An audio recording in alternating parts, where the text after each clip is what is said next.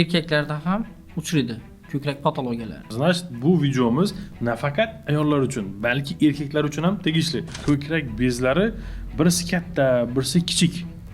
Bu normal holatmi? Ko'pchilik ayollarimizda 70-80% hollarda asimetriya, ya'ni ko'kraklarning bittasi katta, bittasi kichik. Bu nima? Qanday narsa bu? Implant qo'yilgandan keyin bemalol emilishi mumkin. Videoni oxirigacha ko'ring do'stlar. Sababi video davomida o'zingiz, onangiz, ayolingiz haqida savollar, javoblar ketadi. Va bu keyinchalik sizning hayotingizda ham kerak bo'lishi mumkin. Albatta o'tkazmasdan oxirigacha ko'ring.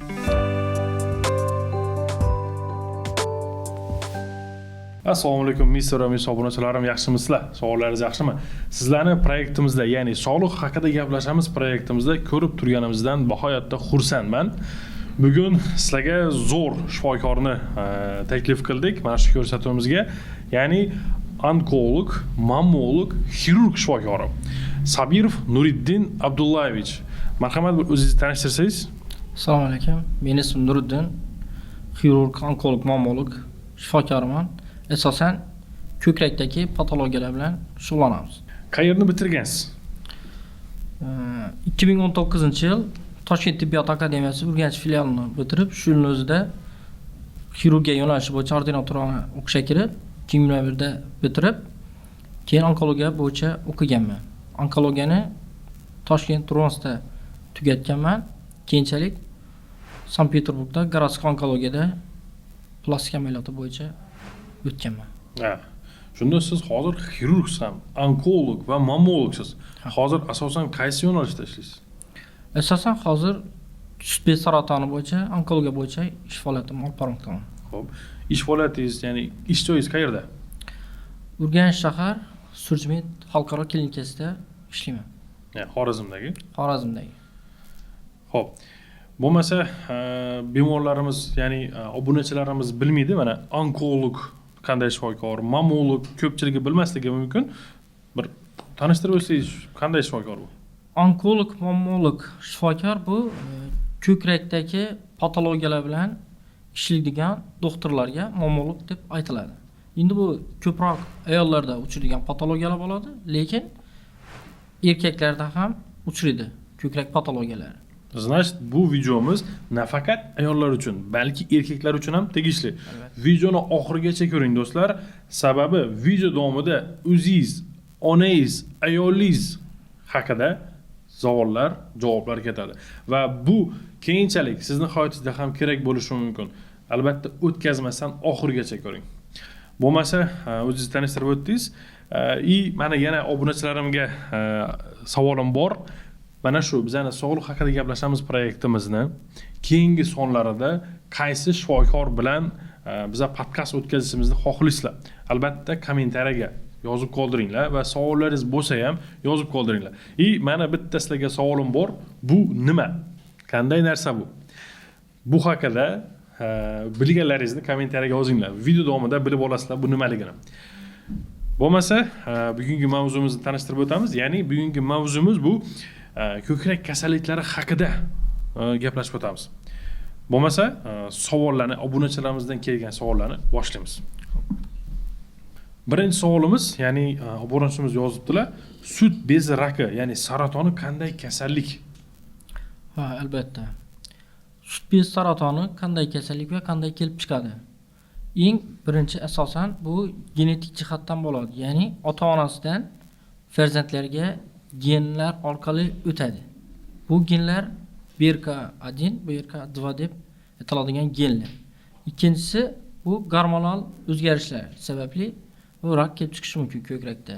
Ya'ni ko'proq ayollarda jenskiy gormonlar deymiz, estrogen, progesteron, gormonal disbalans o'zgargandan kelib chiqishi mumkin. Uchinchisi hayotiy tarzi, ya'ni ichishi mumkin, chekishi mumkin, semirishi yoki kam harakatli ayollarda, semiz ayollarda ko'proq rak uchraydi.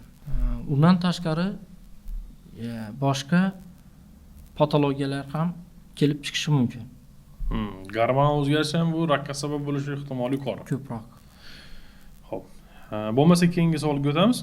ko'pchilik mana yurtdoshlarimiz bu yerda yozibdi. Ko'pchilik yurtdoshlarimiz chet davlatga ketib ishlashadi. Ayollari 6-10 oylab ayollarini oilasini tashlab ketishadi. Bu vaqtda ayollarda qanday o'zgarishlar bo'lishi mumkin va bu sut bezi, ya'ni ko'krak bezi saratoniga rakka olib kelishi mumkinmi? Mana ko'p vaqtdan beri ayoli eri bilan aloqada bo'lmagandan keyin. Bo'lishi mumkin, lekin hammada ham uchramaydi. Asosan bu genetik jihatdan bo'ladi. Ya'ni ota-onasidan farzandlarga gen orqali o'tishini. Albatta, bu turmushga chiqqandan keyin jinsiy yaqinlik har doim bo'lib turishi kerak. Regular tarzda, agar 6 oy, 1 yil uzoq vaqt o'tgandan keyin albatta женский половой gormonlar deydi. Bular gormonal disbalansga kelib, shitovniy железа va miyadagi gormonlar ba'zi birlari o'zgarish hisobidan ko'krakda patologiyalar kelib chiqishi mumkin. Ba'zilari rakka ham o'tishi mumkin. Buni tekshirib ko'rib, keyin aniqlanadi.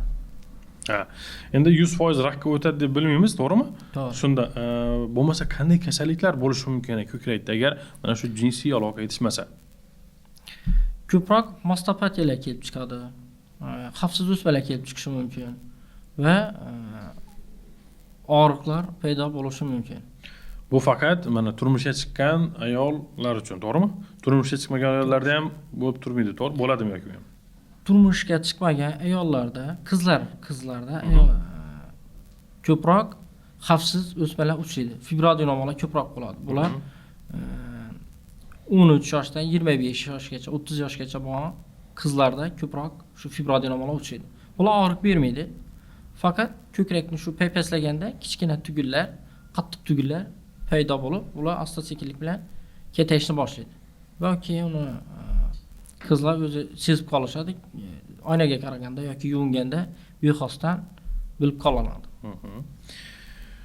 Obunachilarim, ko'rdingizlarmi? Mana shifokorimiz ham aytib turibdilar. Men juda ko'p aytganman bu narsani. Ko'pchilik xato ham tushunishgan. Ya'ni chet davlatga ketishgan payti erkaklarimiz, men aytganman, iloji bo'lsa 3 oydan kelib ketinglar yoki bo'lmasa ayolingizni ham olib ketinglar. Bu har qanday o'zgarishlarga olib kelishi mumkin. Ayolingizda ham, o'zingizda ham deb aytganman. Mana shifokorimiz buni tasdiqladilar. Shuning uchun maslahatimizga rioya qilinglar. Bu pul topaman deb sog'ligingizni yo'qotib qo'ymang. Nafaqat o'zingizni, balki ayolingizni ham sog'ligini muammo kelishi mumkin. To'g'rimi? Albatta. Xo'p, keyingi savolga o'tamiz. Ko'krak bezlari birisi katta, birisi kichik. Bu normal holatmi deb yozibdi. Albatta, bu ko'pchilik ayollarimizda 70-80% hollarda asimetriya, ya'ni ko'kraklarning bittasi katta, bittasi kichik. Bu как urologik nimada bemorlarda ham bitta moyaklarning uzun, kalta, kichik bo'lishi mumkin-ku. Bu normal hisoblanadi. Absolut normal. 70-80% ayollarda asimetriya uchraydi. Men androlog bo'lsam ham, mana ijtimoiy tarmoqlardan juda ko'p keladi savollar. Ko'krak bo'yicha ham yozishadi, ya'ni bir tomoni katta, bir tomoni kichik. Bundan xavotirga o'rin yo'q. To'g'rimi? To'g'ri. U normalda ham ozgina farq qiladi. Joy katta farq qilmasa ham ozgina farq qilishi mumkin. Xo'p, keyingi savolga o'tamiz. Qanday belgilar ko'krak bezi saratoni borligini bildiradi? Oddiy uy sharoitida tekshirish usullaridan ikkitasi, ya'ni ko'krakni terisini va so'rg'ishlarni rangini bilish kerak. Bunda ko'krakda qizarishlar bo'lsa yoki limon po'stlog'i kabi mayda nuqtalar paydo bo'lgan bo'lsa, so'rg'ishlar ichkariga tortilgan bo'lsa yoki og'riq asta-sekinlik bilan boshlayotirgan bo'lsa, shu muammolik ko'rikdan o'tish kerak. Agar paypaslaganda qo'ltiq ostida yoki ko'krakni o'zi 4 qismga bo'lib o'rganiladi, qaysi sohasida kichkina tugun aniqlangan bo'lsa, shu muammolik ko'rikka borish kerak. Shu joyda bir aytib o'tib ketaylik. Uy sharoitida nimani tavsiya qilasiz? Qanday tekshiruv usullarini? Bemorlarimizni o'zlari ham bir tekshirib bilsa bo'ladi-ku, to'g'rimi? Qancha vaqtdan tekshirib turishlari kerak? Haftada birmi, oyda birmi, 10 kunda birmi? Qanday usullar? 3 oydan o'zlarini ko'rikdan o'tib turish kerak. Qanday qilib uy sharoitida bir ko'rsatib bersangiz shuni. Manekeni ham olib kelibsiz, manekeni ko'rsatib bersangiz. Oynani oldiga boriladi, yechiriladi xonada va terini va so'rg'ichlarni ko'zdan kechiradi. Keyin asta sekinlik bilan paypaslaydilar. Zash birinchi ko'rish. Ko'krak o'z bez to'qimasi yumshoq yoq to'qimadan iborat bo'ladi va u srazi seziladi. Agar bir tugun bo'lsa, qattiq bo'lsa, уже srazi bilinib turadi. Xo'p, ko'rdik. Rangi o'zgarmagan. Aytganingizdek, qanday ushab ko'ramiz uni? Ushash tartibi ham bormi? Ha, o'sha. Soat bo'ylabmi yoki soat bo'ylab. Mana shunday. Ushaladi. Oldin usti, keyin past qismi ushaladi. Keyin qo'ltiq osti paypaslab ko'riladi. Paypaslab ko'riladi. Agar paypaslab ko'rilganda qattiq bir nima aniqlansa, tugan aniqlansa, уже mamolog ko'rikka borish kerak. Darhol, masalan, mamologga borish kerak. O'zi kelib boshqa tekshirib ko'radilar uni. Xo'p, bo'lmasa davom etamiz keyingi savolimizga. Xo'p. Sut bezi saratoni kimlarda ko'p uchraydi? Ya'ni kimlar moyil bunga va qanday buni oldini olish mumkin? Juda ham qiziqarli saratoni ko'proq ular ota-onadan farzandga beriladigan genetik predrasположенность deydi. Ota-onasida yoki buvisi, momosida rak kasalligi uchragan xotin-qizlarda risk ko'p bo'ladi. Bu bir. Buni qanday aniqlash mumkin? Hozirda laboratoriyada genni aniqlash, DNKni aniqlash usullari yo'lga qo'yilgan. Bu bizning klinikamizda ham bor, bu Toshkentda ham bor. Surjimitdan bor. Surjimitda ham bor. Ular genda BRCA1, BRCA2 degan genni aniqlanadi.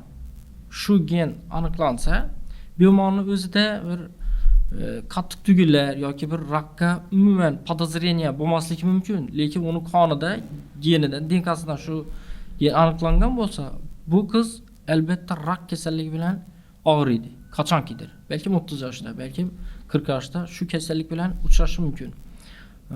Masalan, chet elda bunaqa nimalar ko'p o'tiriladi. Analizlar ko'p topshiriladi va gormonlar ko'p tekshirib turiladi. Angelika Jolie misol tariqasida uni onasida sut bezi saratoni bilan og'rigan va u qiz paytida geni topshirib ko'rib, BRCA1 geni aniqlangan va ikkita ko'kragida ham podkожный mastektomiya dedi. Ya'ni terisi qoladi ko'krakda, ichidagi yog' to'qima ham o'zini собственный молочный желез ichidagi to'qimalar olib tashlanib, implant qo'yilgan unga yoshlik paytida. Bu. Ha, bir ko'rsatib tushuntirib bersangiz buni? Bu silikonoviy implant. Hozirda Rossiyada, Yevropada, butun dunyoda, bizning O'zbekistonda ham, Urganchda ham, bizning klinikada ham bu qo'yiladi. Значит, mana shu ko'krak bezi olib tashlanadi, teri ostiga qo'yiladi. Teri ostiga yoki muskul ichiga qo'yiladi. Bu garantiyasi bormi buni? Buni garantiyasi pожизненный. Hozir butun hayoti davomida garantiya beriladi. Hozir men qisib ko'rsam ezilib ketmaydi. Yo'q, ezilmaydi. Qisib ko'rsam bo'ladimi? Точно. Точно. Точно yirtilmas ekan, mana bor kuchim bilan qisyapman. Bemalol ko'dirsanglar bo'ladi. Xo'p, davom etamiz. Sut bezi rakini qanday tekshiruvlar bilan aniqlanadi? Eng birinchi tekshiruv usuli mammolog o'zi osmotr qiladi. Bu bir.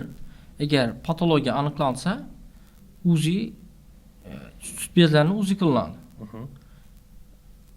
Bu yerda sal yana chuqurlanib onkologiya nima podozreniya bo'lsa, yoshi 40 dan oshgan bemorlarni mammografiya, ya'ni rentgen ostida ko'kraklar ko'riladi, ikki proyeksiyada.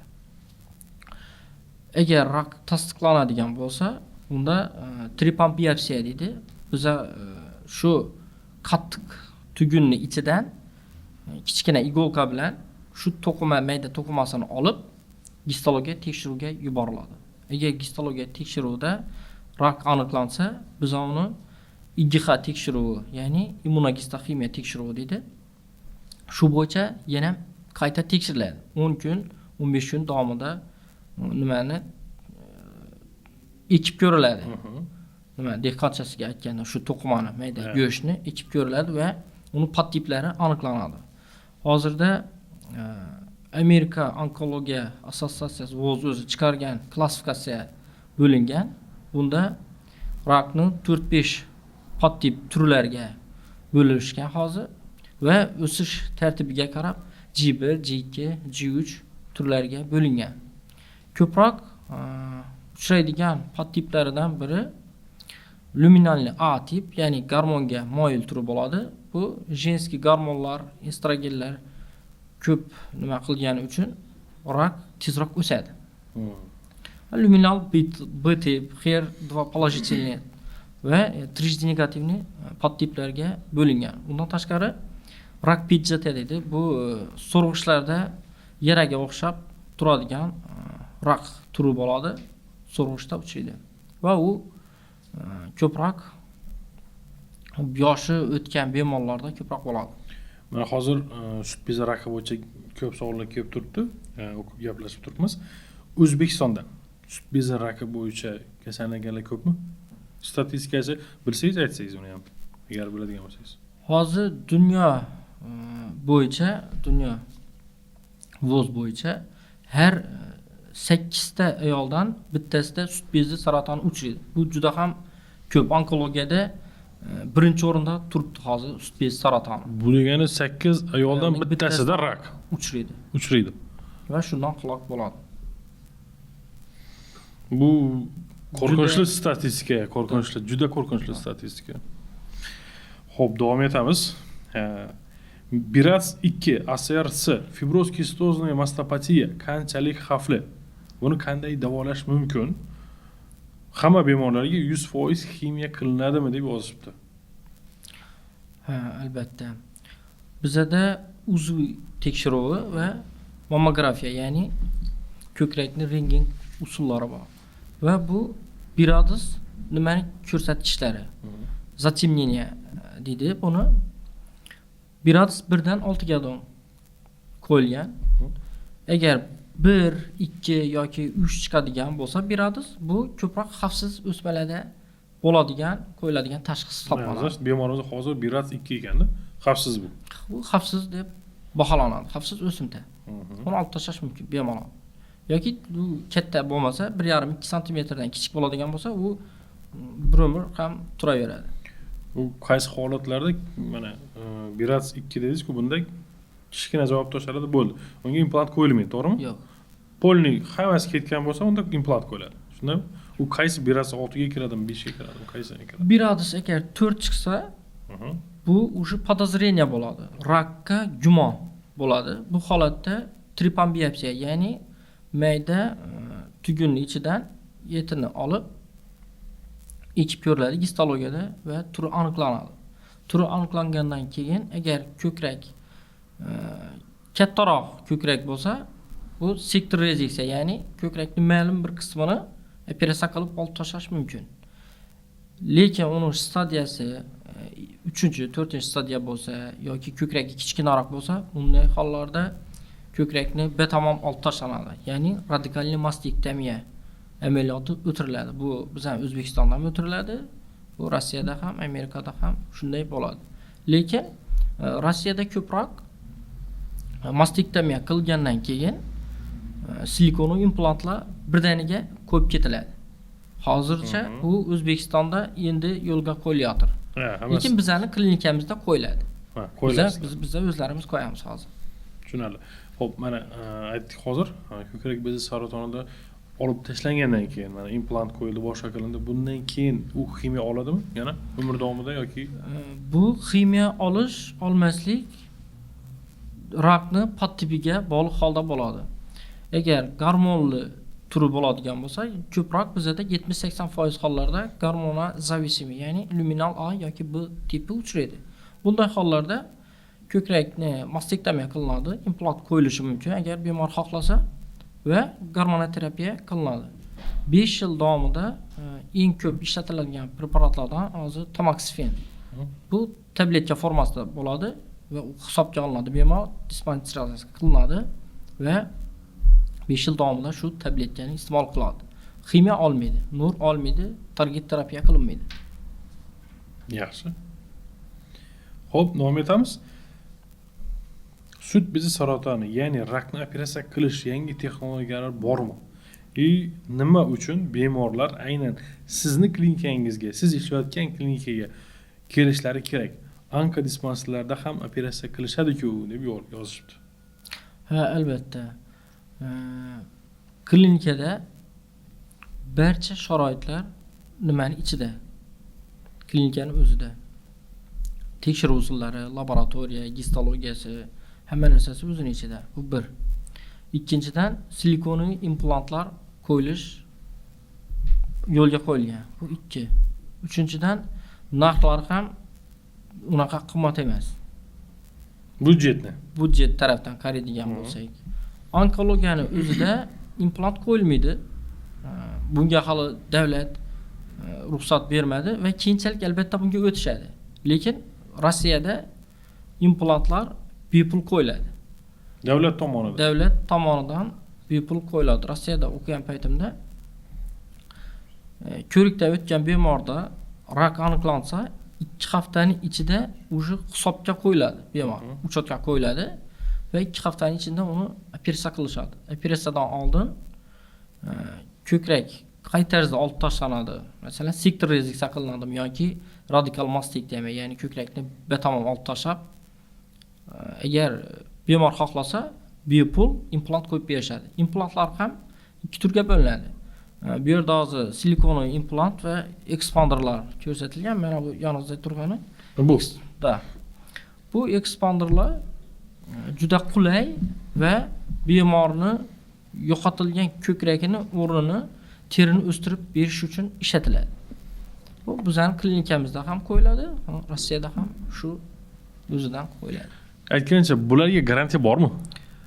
Umrning oxirigacha firma garantiya beradi. Qo'ydirding, ketding. Tamom. Hech nima bo'lmaydi. Zo'r. Gap bo'lishi mumkin emas. Sut bezi raki davolanganidan keyin bemor hayot tarziga qanday ta'sir qiladi bu narsa? Ha, albatta. Agar onkologiyada bemorlarda sut bezi saratoni aniqlansa, ko'krakni olib tashlash amaliyoti qo'llaniladi. Va masalan, katta chandiq qolishi mumkin. Katta chandiq qolgandan keyin bemor uyga chiqib ketadi-ku. Xohlaysizmi, xohlamaysizmi, baribir u chandiqlar har doim unga rakni eslatib turaveradi. Agarda bemor stressga ko'proq tushaversa, uni turmush o'rtog'i ham stressda yurishi mumkin. Ko'proq shu stressni oldini olish uchun Rossiyada bepul implantlar qo'yiladi. Endi bizning klinikamizda ham hozir qo'yilib turibdi. Bu implant nima uchun kerak? Bu ko'krak baribir ayollarning eng ko'rinib turadigan jinsiy organi hisoblanadi. Shu ko'krak bilan u jenstvenni bo'lib turadi ayollar. Agar ko'krak saqlanib qolsa, rak bo'ldi, ko'krak olib tashlandi va implant qo'yildi. Как будто ничего не было. Ko'krak o'zini joyida turibdi. Ya'ni o'ziga bo'lgan ishonch yana turadi. O'ziga bo'lgan ishonchi o'zi turadi. O'lib qolmaydi. Ha, stressda bo'lmasligi mumkin. Ko'proq katta chandiq tursa, bu stressda yuradi bemorlar. Katta postoyanni eslatib turadi-da bu rak o'tkazganligini. Shu bemorlarga ham hozirda chandiqni yo'q qilib, implant qo'yib berib, ko'krakni oldingi holatga qaytaramiz. Reduksionniy mammoplastika deb ataladi bu bizning nimada? Bizning klinikamizda qo'yiladi shu. Agar shunaqa bemorlar bo'ladigan bo'lsa, bemorlar sizga murojaat qilishlari mumkin. Albatta. Do'stlar, vrachimizning nomerlarini va Instagram hamma ma'lumotlarni mana shu ekranda qoldiramiz. Montajda qo'yib yuborishadi, xudo xolasa. Bemorlar agar sizda qandaydir bir ko'krakda muammo bo'layotgan bo'lsa, bemalol murojaat qilishingiz mumkin. Xorazmdan bo'lasizmi, O'zbekistonning xohlagan nuqtasidan vrachimizga chiqishlaringiz mumkin aloqaga. Albatta, javob berishadi. Albatta. Javob berasiz. Mana vrachimiz aytayaptilar. Albatta, kim qanday savollaringiz bo'lsa, Instagrammi, Telegrammi hamma yozishlaringiz mumkin. Xo'p, davom etamiz. Mammografiya nima va uni qancha vaqtdan qilib turish kerak? Mammografiya ko'krakni tekshiruv usuli hisoblanadi, ya'ni rentgen orqali ko'kraklarni tushiriladi. Ikki proyeksiyada, oldingi va yonbosh tarafdan tushiriladi. Bemorlarning yoshi 40 dan oshgan bo'lishi kerak. 40 yoshdan kichik bo'lgan bemorlar mammografiyaga tushmaydi. Har yili bir marta sog'lom odam bo'lsa ham tushib turishi kerak hisoblanadi. Xohishga bog'liq, to'g'rimi? Xohishga bog'liq. U tez tushib tursa zarar yo'q buni. Yoki bormi? 6 oydan tushishiga ruxsat beriladi. Ya tez tushishiga tez Yo'q. borib tushishga ruxsat Yo'q. yo'q. Xo'p, davom etamiz bo'lmasa. Plastik amaliyotlar, ya'ni ko'krakni kichraytirish yoki silikon implantlar bilan kattaytirish kimlarga to'g'ri keladi yoki bemor xohishiga asosan operatsiya qilaverasizlarmi deb yozibdi. Albatta, ko'kraklari katta bo'lsa, ya'ni gigantomastiya deb diagnoz qo'yiladi. Bunda bemorda og'riq bo'lishi mumkin, bo'yinlarida artroz boshlangan bo'lishi mumkin yoki ko'krakni terilarida o'zgarish bo'lishi mumkin. Bu qo'ltiq osti sohasida yoki ko'krakning tagidagi qo'jalarda yallig'lanishlar yoki terlash yozda masalan ko'p bo'ladi-da bu narsalar. Ham bo'yinda inkayishlar hosil bo'lsa, artrozlar bo'ladigan bo'lsa, ya putoz diagnozlari qo'yiladi va ya'ni ko'krakni kichaytirish, mastopeksiya deb ataladi bu nima? Ko'krakni kichaytirish amaliyotlari o'tirilishi mumkin. Shunaqa pokazlar qo'yilishi mumkin. Figurasiga ham ta'sir qilib ketadi-da, og'ir, to'g'rimi? Figurasiga ham ta'sir qiladi, terisiga ham ta'sir qiladi, bo'yindagi o'tgan sosudlariga ham ta'sir qiladi. O'zi uveriniz bo'lmaydi odam o'zida. Ishonch yo'qoladi. Figurasi ketgandan keyin ko'pincha bu yoshi 30 dan 40 dan o'tgan bemorlarda, semizroq bo'lgan bemorlarda shu putozlar ko'proq uchraydi. Tushunarli. Xo'p, mana shu bir misol bilaysiz, masalan, sizga shunaqa bemor kelganda, to'g'rimi? Bunaqa bemorlar menimcha ko'pdir, kichraytirishga kelganlar. Hozir ko'p. Ko'p, ha? Operatsiya qildingiz. Qancha vaqtdan keyin u bemalol hayot tarziga chiqib ketaveradi, oddiy hayot tarziga? Hozirda klinikamizda semiz bo'lgan bemorlar, ya'ni semizlik, ojireniya, morbidniy ojireniya simptomi bilan ko'p bemorlar oshqozon kichaytirish amaliyoti o'tirilmoqda. Ular 6 oydan keyin, 1 yildan keyin ozishadi, lekin terisi osilib qoladi. Qorni yoki ko'krak osilib qolishi mumkin. Shu bemorlarda ko'proq ko'krak kichaytirish plastik amaliyotlari o'tiriladi. Undan tashqari ko'krak yirik bo'lib, o'zi tug'ma naslda ko'krak yirik, ya'ni gigantomastiya bo'ladigan bemorlarda ko'krak kichaytirish amaliyoti shularda o'tkaziladi. Operatsiyadan keyin 4-5 kun klinikani o'zida qoladi. Kuzatib turiladi. To'liq 2 oydan keyin oldingi ish faoliyatidan qaytishi mumkin. Bemorga haftaning ichida shu uyga javob beriladi, lekin to'liq shu yaralar bitinchasiga 2 oy muddat ketadi. Qarsitda yuradi. Ya'ni bu degani endi 18+ hol ketadi. Bu degani yere bemalol o'shab ko'rib, jinsiy aloqa qilib, nima qilsa muammosi yo'q, ha? Unaqa 2 oydan keyin. Hech qanday travma bo'lmaydi, hech bir asoratlar yo'q kelmaydi. Hayotiga qaytishi mumkin. O'zi asoratlari bo'ladimi buni masalan aytayotganingiz? Qanday asoratlar bo'lishi mumkin agar mana shu bemorlar ko'krakini kattaytirsa yoki kichraytirsa, qanday asoratlar ularni kutib turibdi? Ko'krakni kichaytirganda to'qimasi o'zida qoladi. Bemorning o'zining to'qimasi-ku. Bunga ko'proq attajeniya berishi mumkin agar sifatsiz iplar, choklar ishlatilgan bo'lsa. Yoki terisida ko'p allergik nima bo'lsa. Endi har xil teri bo'ladi, har xil odam bo'ladi. Buni oldindan aytish qiyin. Ba'zi bir odamlarda chandiqlar keloidni bo'lib bitadi. Keloid deganni ham tushuntirib ketsangiz. Keloid degani yirik grubi chandiqlar. Bitta joyi kesilsa, yoshligida yiqilgan bo'lsa, boshqa bo'lsa, u chandiqlar tez bitib ketmaydi. Qaytanga grubi bo'lib turishi bu keloidni rubeslar bo'ladi. Bu hammada bo'lmaydi, ba'zi bir odamlarda, lekin albatta bu chap turadi. Buni ham hisobga olish kerak. Lekin ko'kragi yo'q, kichik ko'krakli ba'zi bir xotin-qizlar bo'ladigan bo'lsa, ularga implant qo'yish mumkin. Uni yiriklashtirish maqsadida qilinadi. Asosan bunga lekin bemorning o'zi xohishiga qarab qo'yiladi. Agar turmushga chiqmagan bo'lsa ham implant qo'yish mumkin bemalol, keyinchalik turmushga chiqib bolasini emizishi bemalol mumkin. Ha, emizishi mumkin implant qo'ygandan keyin. Implant qo'yilgandan keyin bemalol emizishi mumkin. Mana shu savolni qiziqtirayotganda o'zimni ham, masalan, implant qo'ydiradigan bo'lsa, u bemalol emiza oladi.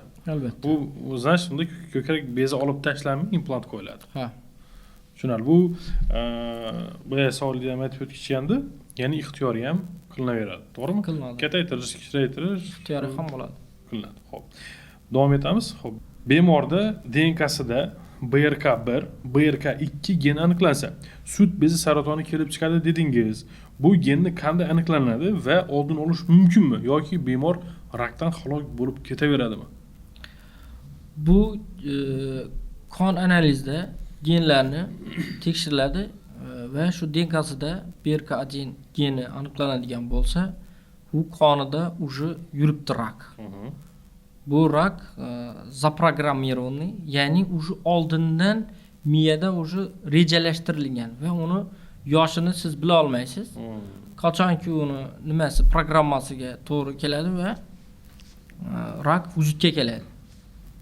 Qonida gen aniqlandimi, rak geni уже bemor shu bilan kasallanadi. Uni oldini olish uchun ko'proq mastektomiya amaliyotlari o'tiriladi va implantlar qo'yiladi. Misol uchun Anjelika Jolining onasida shu sut bezi saratondan halok bo'lgan, o'zida shu gen aniqlangan va u podkojniy mastektomiya amaliyoti o'tirib implant qo'yilgan uni ko'kragiga. Shunday qilib u o'zini rakdan nima qilgan? Oldini olgan. Lekin bu ham ko'p unga yordam bermaydi. Ma'lum bir vaqtdan keyin va ba'zi bu qonda yuribdi shu rak, aylanib yuribdi va qayergadir o'tirib keyinchalik rivojlanishi mumkin. Lekin bemorning umrini 20 yil, 25 yil davomida uzaytirib bera oladi. Bu lekin uzoq muddat. Shunaqa yo'llar bor, boshqa yo'li yo'q. Boshqa yo'li yo'q. Tushunarli. Xo'p, davom etamiz. Sut bezlarida og'riq bo'lsa, hamma mastopatiya diagnozi qo'yadi. Bu qanchalik to'g'ri? Albatta. Hozirda bu mastopatiya diagnozi juda ham ko'payib ketdi. Ommalashib ketdi deng. Bemorlar o'zi ham shunaqa tashxis qo'yib olishadi. Ko'krakda og'riq bittasida bo'lishi mumkin yoki ikkalasida ham bo'lishi mumkin. Ko'pincha menstruatsiya vaqti, ya'ni hayz paytida ko'proq og'riqlar bo'ladi ko'krakida. Buni albatta tekshirib ko'rib, UZI qilib, mammolik ko'rigidan o'tib, keyin diagnoz qo'yiladi va buni davolash usullari bizda bor. Bemorlar murojaat qilishlari mumkin. Yana aytaman, sizlarda ko'kraklaringizda muammo bo'ladigan bo'lsa, shifokorimizga, onkomammolik shifokorimizga bemalol murojaat qilishlaringiz mumkin. Ma'lumotlar hammasi qoldiriladi. Davom etamiz bo'lmasa, keyingi savol, ayollarda xavfsiz o'sma, fibroadenomalar keyinchalik o'sib, tarqalib, rakni keltirib chiqarishi mumkinmi? Xalq tili bilan aytganda, urg'ochi o'sma ekan deyishadi. Buni qanday izohlash mumkin? Buni oddiy qanday tushuntirish mumkin? Ko'pincha turmushga chiqmagan qizlarda, ya'ni 12-13 yoshdan keyin to 25-30 yoshgacha bo'lgan qiz farzandlarida fibroadenomalar uchib qoladi. Bu xavfsiz o'sma hisoblanadi va buni bemalol olib tashlash mumkin. Lekin bu rakka o'tib, ya'ni xavfli o'smaga o'tib rivojlanib ketmaydi hech qachon. Ketmaydi. Izначально, ya'ni oldindan agar bu rak bo'lmagan bo'lsa, ba'zi bir holatlarda bemor tekshirishadi va fibroadenoma diagnozi qo'yiladi. UZIga qarab yoki trepambiopsiya olgan payti sal noto'g'ri xulosaga kelib rakni fibroadenoma bilan almashtirishadi va fibroadenoma deb diagnoz qo'yib, uni olib tashladi. Sal paytdan keyin esa u qaytadan o'sib chiqib nima bo'ladi? Qayta yiriklashadi. O'sha paytda ana xalqimizda bu urg'ochi nima ekan, qayta yana o'sib chiqdi, fibroadenoma rakka aylandi, oldindan fibroadenoma qo'yilgandi tashxisi, keyin bu rakka o'tar ekan deb keyin bu nima ommalashgan. Lekin u oldindan o'sha rak bo'lgan. Fibroadenoma bo'lmagan. Ana shu chalkashlikda hozirda lekin bo'lib turibdi. Kam, lekin bor. Tushunarli. Xo'p, davom etamiz. Ko'krak bezi raki, ya'ni saratoni homilador bo'lishimga ta'sir qiladimi deb yozibdi. Shunday holat bo'lgan. 3 yil oldin nimada, Peterda, городской onkologiyada ishlayotgan paytimizda homilador ayolda rak aniqlandi. 6 oylik homilasi bor, lekin ko'kragida rak aniqlandi va uchetga qo'yilib, buni operatsiya qilindi. Operatsiyadan keyin albatta bemorga ximiya urilmaydi. Ximiya unga bolasiga ta'sir qiladi albatta. Lekin rak aniqlansa, darhol uni operatsiya qilish kerak. Endi bu homiladorlik paytidagi. Homiladorlik paytida bo'lsa ham, tug'ruqdan keyin aniqlangan bo'lsa ham, emiziklik bo'lsa ham. Hali turmushga chiqmagan qiz rak aniqlandi. Olib tashlab, plastika qilindi, boshqa qilindi. Keyin u homilador bo'lib biladimi? Shu ma'noda yozishyapti-da. Albatta. Homilador bo'lib biladi. Va albatta buning uchun ham bo'ladi. endokrinolog nazoratida bo'lib va onkolog nazoratida bo'lish kerak. Gormonlarni ko'rib, onkolog ko'rsatmasiga asosan bo'ladi, to'g'rimi? Albatta. Davom etamiz. Bitta ko'krakda emizsa, katta, kichik bo'lib, ikki xil bo'lib qoladi. Bunga qanday qaraysiz va buni qanday to'g'rilasa bo'ladi deb yozishgan. Albatta, ba'zi bir hollarda shunday ko'proq bo'lyapti hozir. Yangi turmushga chiqqan birinchi tug'ruq farzandida emizishni yaxshi bilmaydi ayollar va bitta ko'kragida ko'proq emizib qo'yadi.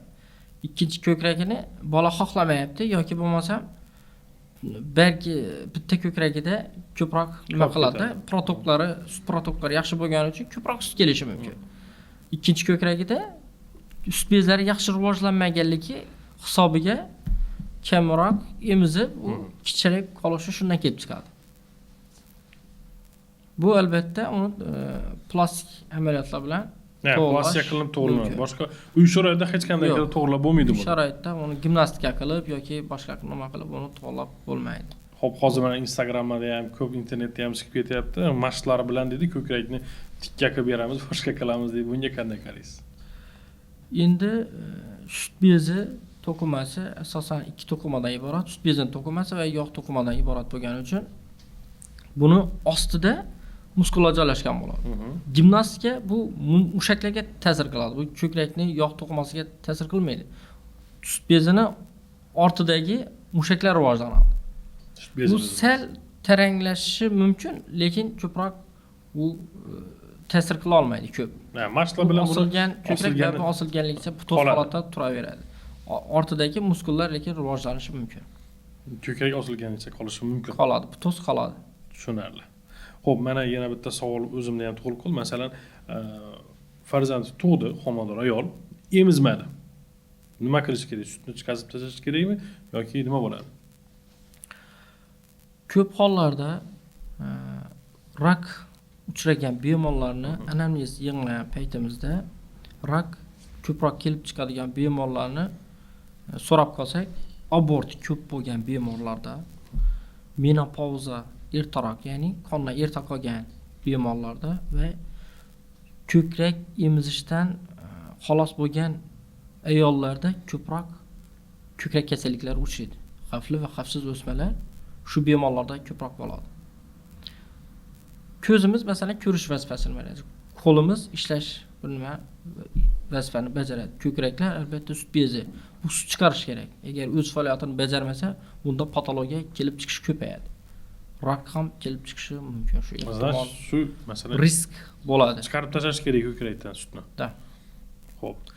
Davom etamiz bo'lmasa. Menda ko'krak bezi hali ham bor. Ya'ni o'g'il bola yozyapti. 16 yoshimda chiqqandi. Hozir 25 yoshdaman. Doktor, zarari yo'qmi? Bu kasallik ginekamastiya deb ataladi. Xud erkaklarda sut bezi yo'q-ku, lekin ko'krak bezlari yiriklashib, osilib, ayollarnikiga singari yirik bo'lib turishi mumkin. Bu ginekamastiya kasalligi deb ataladi va uning ichida bez joylashgan bo'ladi. Bu bezlar yo'qolmaydi. Uni operativ yo'l, ya'ni plastik amaliyoti bilan olib tashlash mumkin. Qanchalik trenorovka qilsa ham, boshqa qilsa ham yo'qolmaydi. Yo'qolmaydi. Shu osilganligicha turaveradi. Olib tashlash kerak. Olib tashlab qutuladi. U qaytib chiqishi mumkinmi? Yo'q. Bir olib tashlagandan keyin yo'q. Bir olib tashlab, tamom. Hurmatli erkak obunachilarimiz, agar sizlarda ko'krak bezida mana shu ko'krak katayish bo'lgan bo'lsa, ko'krak bezida mana shu shifokorimiz aytib o'tgan ginekamastiya bo'ladigan bo'lsa, bemalol murojaat qilishlaringiz mumkin. Buni faqat operatsiya bilan olib tashlash kerak. Menimcha operatsiyasi ham qo'rqinchli operatsiya emas, oddiy operatsiya bo'lsa kerak. To'g'rimi? Bir kundan keyin javob bera olishadi. Bemalol oddiy hayot tarziga qaytib ketadi. Buni masalan semirishdagi chiqqan ko'krak bilan ginekomastiyani farqi qanday bilishadi? Ba'zi bir yigitlarda o'spirin paytida gormonal disbalans ko'payib, ya'ni ojireniya bo'lib qoladi va yog' to'qimalar yiriklashib ketadi. Agar sport bilan shug'ullanib ozadigan bo'lsa, terisi osilib, yog'i osilib qolib yuradi. Lekin u agar ko'kragida bezchalar bo'lmasa, uni oddiy liposaksiya deydi, ya'ni bitta prokol bo'lib teshilib, yog' to'qimasini olib tashlasa, bu to'g'rilab ketaveradi. Lekin agar bezcha aniqlanib, ginekamastiya bo'ladigan bo'lsa, unda bezni o'zini olib tashlagan ma'qul hisoblanadi. Tushunarli. Buni bir UZIda bilinadi, to'g'rimi? Bez borligi yoki yo'q? UZIda bilinadi. 100% UZIda bilinadi. Xo'p, davom etamiz. Menda bir tarafi shishgan, 3 yil bo'ldi, yo'qolmadi. Buni ham o'g'il bola yapti. Ya'ni bir tomonlama ginekamastiya. Ikki tomonlama ham bo'lishi mumkin, bir tomonlama. Bir tomonlama va ikki tomonlama ginekamastiya uchaydi. Buni ham olib tashlanadi. Olib tashlanadi. Ya'ni qaysi yoshgacha kutish kerak operatsiyani? Operatsiyani ko'proq shu 18-20 yoshdan keyin qilgan ma'qulroq. Shungacha yosh bolalarda yo'q qilmaymiz. Tushunarli. 18-20 yoshgacha kutish kerak, keyin agar yo'qolmaydigan bo'lsa olib tashlasa bo'ladi. Tashlanadi. Значит, shunda o'smirlik davrida yo'qolish ehtimoli ham bor ekan. Da. Tushunarli. Xo'p, davom etamiz. Menda ko'krak sohasini uchli bo'lib qolgan, ayollarnikiga o'xshab, lekin og'riq yo'q, shunchaki yog' bo'lishi mumkinmi deganlar. Ya'ni uchi chiqib qolgan deyapti. Ko'krakni uchi, ya'ni so'rg'ichlari ko'proq oldinga chiqib qolgan. O'g'il bolalarda. Biz uni albatta uzi qilib tekshiramiz. Balki uni ostida boshqa nima o'simta bo'lishi mumkin, papillit bo'lishi mumkin yoki bez bo'lishi mumkin, ginekamastiyaning o'zi ham bo'lishi mumkin. Albatta u tekshirib, keyin diagnoz qo'yiladi. Baribir vaqt o'tkazmasdan ko'rsangani ma'qul. Albatta. To'g'rimi? Albatta. Xo'p, davom etamiz. Endi oxirgi savolimiz, ya'ni obunachilarimizga, bizani doimiy kuzatuvchilarimizga 3 ta eng zo'r maslahatingizni bersangiz. Sut bez saratoni hozirda onkologiyada birinchi o'rinda turibdi. Uy sharoitida ayollarimiz o'z ko'kragini palpatsiya qilib, terilarni ko'zdan kechirib turgani ma'qulroq. Bu bir. Ikkinchidan, turmushga chiqqan ayollar bo'lsa, tug'ruqda farzandlarni 100% emizishlari shart. 1 yil, 2 yil davomida. Albatta, endi Xorazm sharoitida va boshqa viloyat sharoitlarida katta ko'pchilik erkaklar chetga chiqib ishlashadi. Mana Rossiyaga, Finlandiyaga, Amerikaga ketishadi. Agar shunaqa uzoq safar bo'ladigan bo'lsa, lutshi xotinni ham olib ketgani ma'qul. Agar jinsiy yaqinlik 3 oydan 4 oydan ko'p uzoq vaqt bo'ladigan bo'lsa, albatta bu bemorlarda gormonal disbalansga olib keladi. Ya'ni ko'krakdagi nimalar, patologiyalar kelib chiqish ehtimoli, ya'ni risk ko'payadi. Jinsiy aloqa yetishmovchiligidan. Birinchi maslahatimiz shunda ko'krak bezlarini tekshirib turishlari kerak uyda, uy sharoitida. Ikkinchi maslahatimiz bo'ladi bu albatta emizish o'z vaqtida va uchinchi maslahatimiz jinsiy aloqa regular bo'lishi kerak. Agar uzoq safarga ketadigan bo'lsa, ilojini qilib, ayolni ham olib ketgani ma'qul. Menimcha bugungi podkastimiz, bugungi ko'rsatuvimiz sizlarga ham ma'qul bo'ldi degan umiddaman. Savollaringiz bo'ladimi yoki so'raydigan narsalaringiz bo'ladimi? Albatta kommentariy yozib qoldiring. Ma'lumotlarimizni qoldiramiz. U yerga ham bemalol telefon qilib yoki yozib qoldirishingiz mumkin. Hammaga katta rahmat. Bizlarni kuzatishda davom etinglar. Sizga ham katta rahmat. Salomat bo'linglar.